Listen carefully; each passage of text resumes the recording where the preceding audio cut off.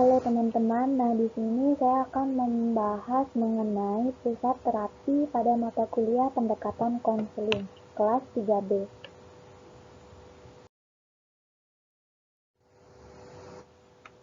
Baiklah, sebelumnya perkenalkan nama saya Fadila Arif Nilawati, biasa dipanggil Dila, dengan NPM-A 1L020052, saya berasal dari kelas 3B.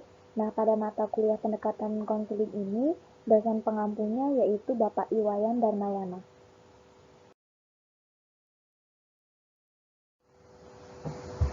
Baiklah, untuk yang pertama, kita akan membahas mengenai 4 periode pengembangan pendekatan. Yang pertama, pada tahun 1940, yang kedua pada tahun 1950, yang ketiga pada tahun 1970, yang keempat yaitu pada tahun 1990.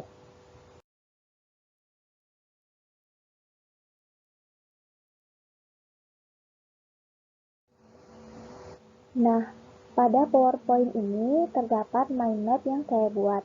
Nah, di sini kita akan membahas tujuan, fungsi dan peran, teknik dan prosedur terapi, wawancara motivasi, terapi yang berpusat pada orang, dan juga ekspresif yang berpusat pada orang terapi seni.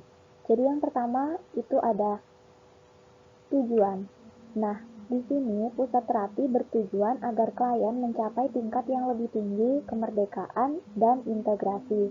Yang kedua ada fungsi dan peran. Nah, pada fungsi dan peran ini terdapat dua. Yang pertama berpusat pada pribadi klien, yang kedua berpusat pada pribadi mereka sendiri.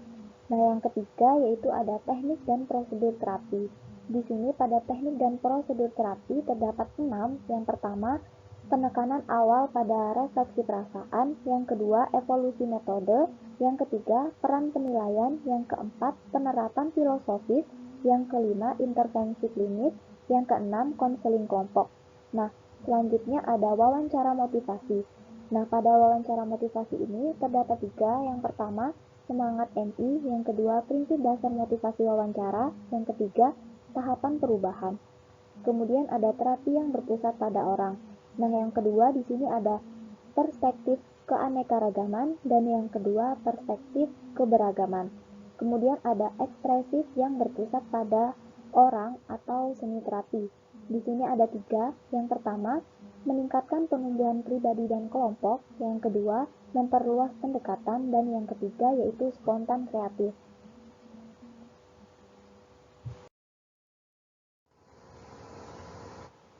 Nah, kemudian ada penjelasan mind mapping yang saya buat. Baiklah, untuk yang pertama kita akan membahas 4 periode pengembangan pendekatan. Nah, pada periode pertama, selama tahun 1940-an, di sini Rogers mengembangkan apa yang dikenal sebagai konseling non-direktif. Nah, kemudian dia memberikan alternatif yang kuat dan revolusioner untuk pendekatan direktif dan interkreatif untuk terapi yang kemudian dipraktikkan. Kemudian berkembang pada periode kedua, yaitu pada tahun 1950-an. Nah, di sini Rogers pada tahun 1951 menulis terapi berpusat pada klien dan menamai kembali pendekatannya. Nah, terapi ini yang berpusat pada klien untuk mencerminkan penekanan pada klien daripada pada metode non-direktif. Kemudian berkembang pesat lagi pada periode ketiga yang dimulai pada akhir tahun 1950-an dan diperpanjang hingga 1970-an. Nah, di sini dia membahas kondisi terapi yang diperlukan dan memadai. Kemudian periode keempat yaitu selama tahun 1980-an dan 1990-an. Nah, pada periode ini ditandai dengan perluasan kependidikan, pasangan dan keluarga, industri, kelompok, resolusi konflik, serta politik dan pencarian perdamaian dunia. Kemudian di sini ada tujuan terapi. Jadi, terapi ini bertujuan agar pendekatan yang berpusat pada orang bertujuan agar klien mencapai tingkat yang lebih tinggi dan integrasi. Lalu di sini juga ada fungsi dan peran terapi. Peran terapi yang berpusat pada pribadi berakar pada cara dan sikap mereka. Dan itu pun bukan hanya pada teknik yang dirancang untuk membuat klien melakukan sesuatu yang mereka inginkan. Kemudian ada teknik dan prosedur terapi. Nah, pada teknik dan prosedur terapi ini, yang pertama yaitu menurut Rogers, penekanan awal pada refleksi perasaan. Nah, penekanan ini adalah pada memahami dunia klien maupun mencerminkan dalam kehidupannya. Kemudian yang kedua ada evolusi metode yang berpusat pada orang. Nah, terapi berpusat pada pribadi kontemporer adalah hasil dari proses evolusioner dari lebih 70 tahunan dan terus terbuka untuk perubahan dan penyempurnaannya. Kemudian yang ketiga ada peran penilaian. Penilaian ini sering dipandang sebagai prasyarat untuk proses pengobatan. Nah, banyak sekali lembaga kesehatan mental menggunakan berbagai prosedur penilaian untuk screening diagnostis, identifikasi kekuatan, dan kewajiban klien, serta berbagai tes. Kemudian yang keempat ada penerapan filosofis pendekatan berpusat pada pribadi. Nah, pada hal ini pendekatan yang berpusat pada orang telah diterapkan untuk bekerja dengan individu, kelompok, serta keluarga. Kemudian yang kelima ada aplikasi untuk intervensi krisis.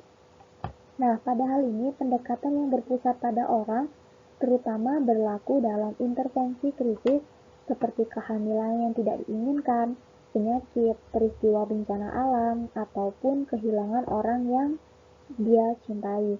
Kemudian yang keenam ada aplikasi untuk konseling kelompok.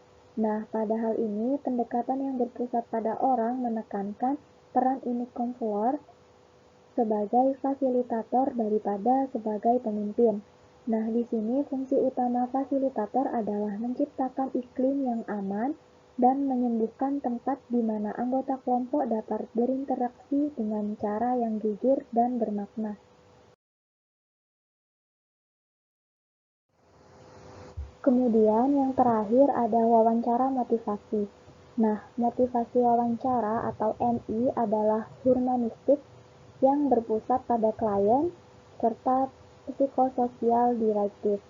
Nah, konseling pendekatan yang telah dikembangkan oleh William dan Stephen Rollins di dalam awal tahun 1980-an. Di sini ada tiga. Yang pertama, semangat MI berakar pada filosofis terapi yang berpusat pada orang, tetapi dengan pelintiran. Kemudian yang kedua ada prinsip dasar motivasi wawancara. Nah, dalam hal ini, Miller dan Rollins pada tahun 2002 merumuskan 5 prinsip dasar MI yang dirangkum di bawah ini. Terapis yang mempraktikkan wawancara motivasi berusaha untuk mengalami dunia dari perspektif klien tanpa penilaian atau kritik.